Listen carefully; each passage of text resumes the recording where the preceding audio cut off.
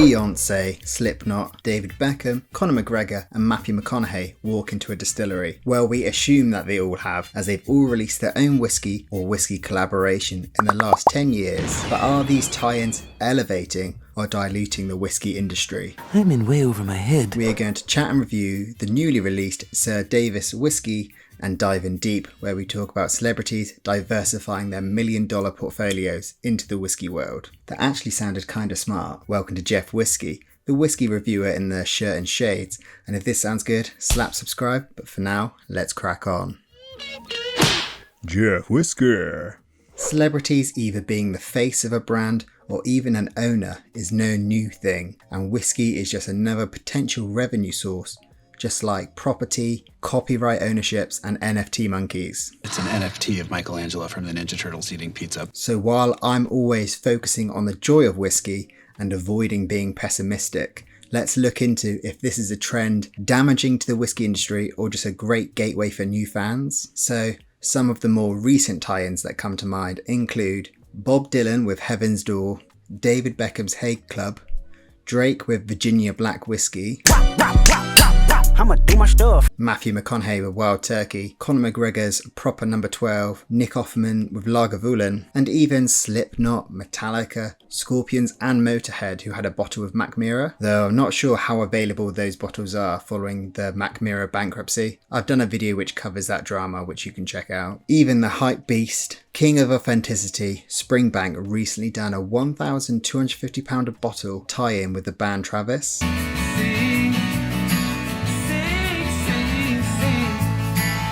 But of course, the latest release that has got everyone talking, SirDavis. So following a sample swap, I managed to get my little hands on a hefty 100ml sample to save me buying a whole bottle. At just under 80 quid in the UK, it would have wiped out my whiskey fund for the rest of the year. So a huge thanks to Vin for the trade.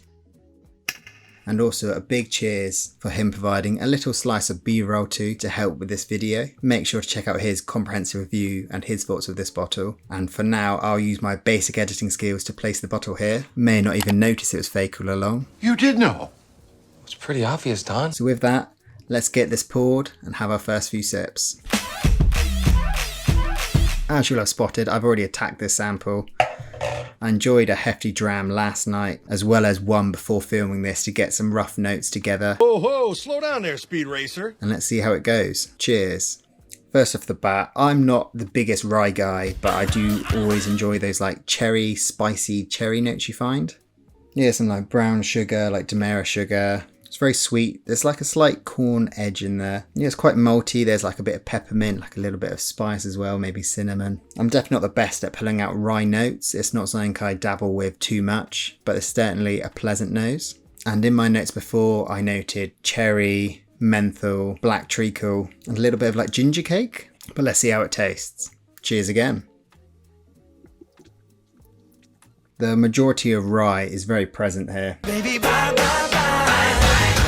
There's certainly like that initial spiciness, but it really tames down quickly. Mellows out in quite a silky texture. Yeah, very creamy, and you get over that kind of spiciness quite quickly. And there is like definitely like a malt forward. It reminds me a little bit of Maker's Mark. The Maker's Mark 46. I previously noted down that it had like black licorice taste, green starbursts. I don't know if that's a sweet that's everywhere, but like frutellas is another name for it. The ethanol is kind of there, but it's definitely not a big gut punch.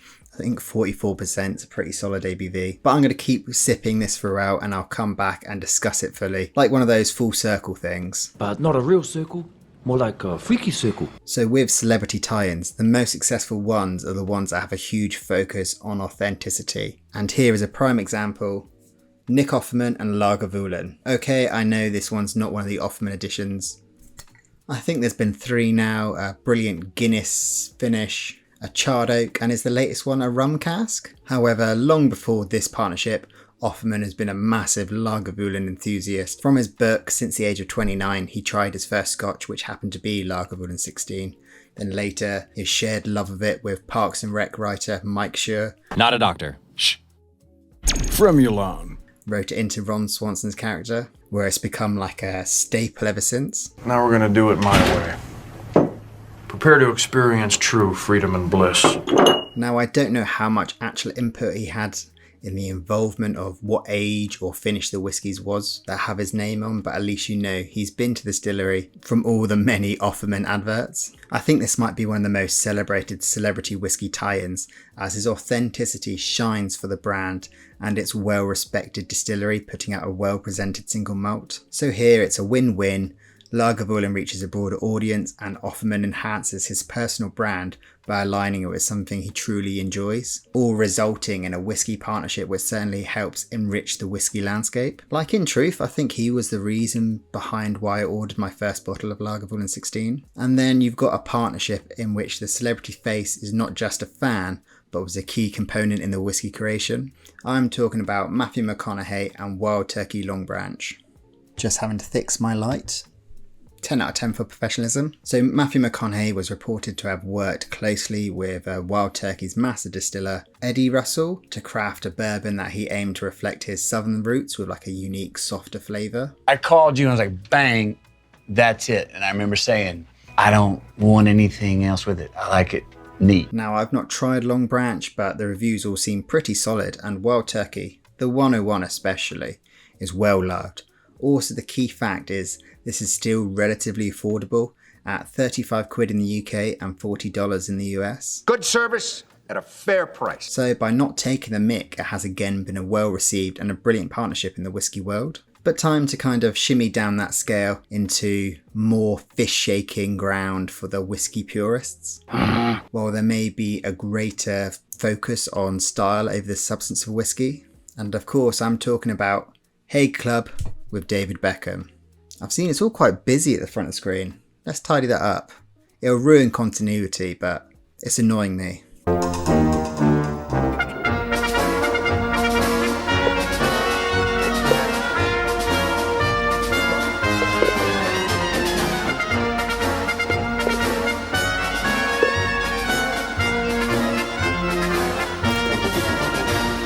It's so difficult to make this bottle look good, it just reflects everything. Apologies to future me editing this video, the continuity's just gone right out the window, but I've now got plenty of room for my jazz hands. Good.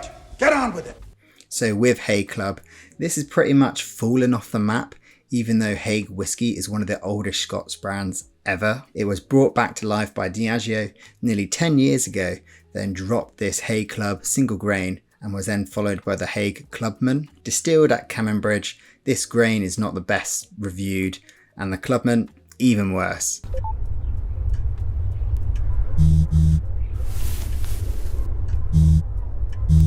The Clubman, however, was focused more on the cocktail market, and they have since released an orange liqueur version which has gone down quite well. Sadly, while I have a lot of respect for the business forward mind of the Beckhams, I'm pretty sure he has the face of hundreds of things, from pants to beer to coffee and just all sorts. So by him diluting his own personal brand, it kind of reflects in this pleasant but bland dram. Be honest. I am being honest. Though in defence, and I will do a full review on it, this whiskey was a pure gateway for me. The simple caramel notes just, really made me want to explore whiskey a lot more. Haig Club is, or at least was, as from researching for this video, definitely time for a dram break. This is real easy. Almost slightly Dr. Pepper, Diet Coke, maybe that kind of astringent thing. But yeah, really easy sipper. Their socials and website have seemed to have disappeared, which is strange when the focus was always more on the look than the liquid. And with Haig Club as an example, it could be argued that celebrity whiskies are just trading on their star power rather than the quality of the product. And while it may appeal to new whiskey drinkers, me included, it kind of gives nothing to the history and culture that is Scotch whiskey, and I think that's one of the main reasons seasoned whiskey drinkers just aren't a fan of it.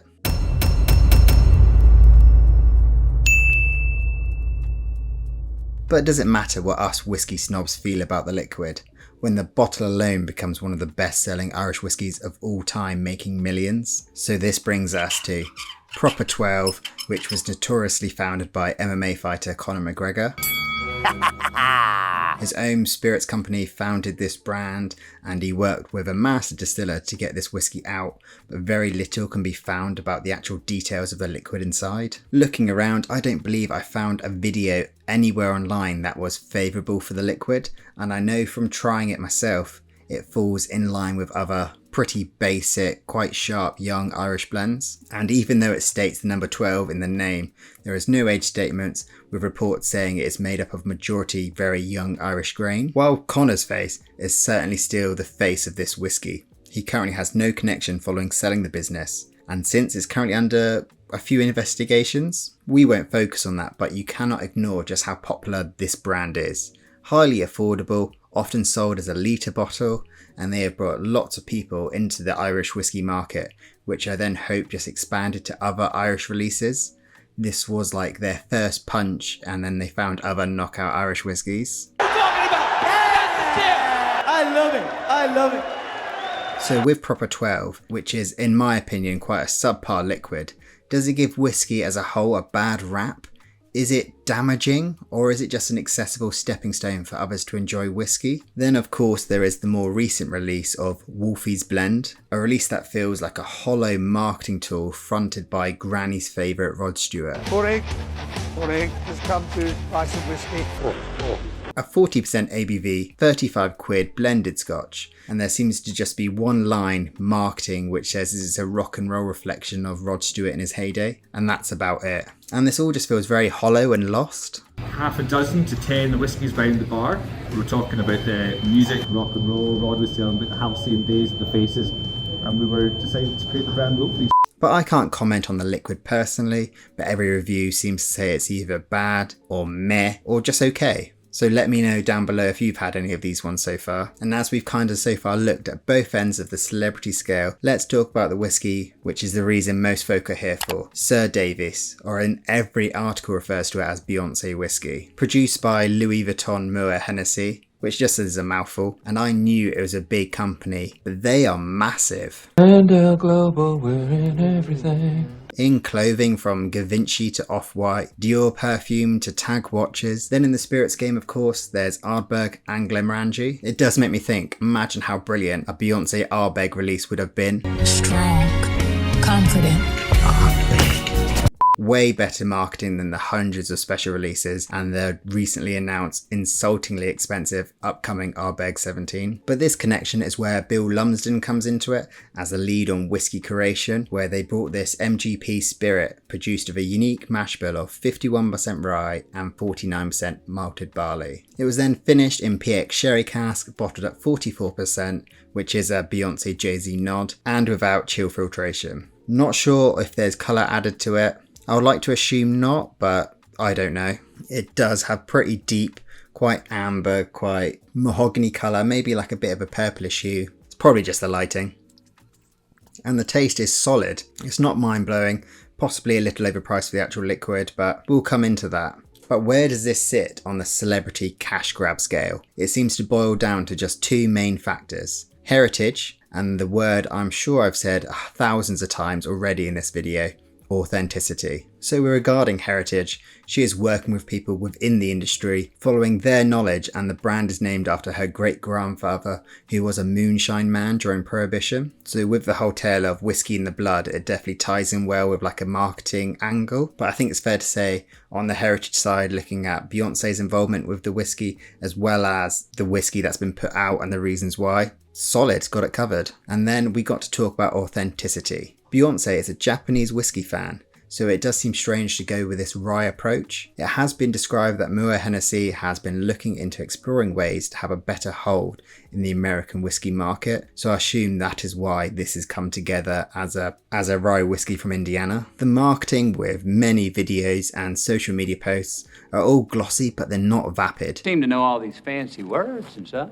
There is a story to tell, even if it's done in a highly stylized way, which you can already see hundreds of whiskey brands are taking that route, and it makes sense with how the market currently is. The whiskey itself seems to have had a lot of thought in the process, and tapping Bill is a great move where they work together for this hybrid whiskey of a Japanese and Scotch nods within American rye. And I do feel like they've kind of achieved that. And I know I'm not really a rye guy. Try being a little more rye. There are some I have really enjoyed, but overall they're not really my jam. This, however, is really solid. As I don't have the full bottle, I don't want to give it a proper review because I do like to take an experience. And as you can see, it is a really good looking bottle, but I thought it strange the marketing nowhere showed the back. With a body and toast to the new. And it kind of gives the illusion it's fully round when in fact it's kind of flattened down, like it was made of Play-Doh and then just dropped on one side. But the little horse badge is a nice touch. The ridges in the glass, there's a term for it, but I don't know off the top of my head. It's quite common practice now, but it works well, and it's certainly a statement looking bottle. And the liquid, as I've said, it's really, really solid. It really reminds me of, is it Legent bourbon? One that I haven't had for a while, but it really just reminds me of that. Not sure why. So Beyoncé's entry into the whiskey world is notable not just because of her level of fame, but because of the careful thought that has gone into the branding, marketing and whiskey itself. And then the fact that Beyoncé is the driving force behind this product rather than just simply endorsing it, it does give more of an air of credibility about it. Time will tell if her star power kind of overshadows the whiskey itself and it just becomes another Haig club, or will SirDavis be judged on its own merits? You have been weighed. You have been measured. And you absolutely have been found wanting.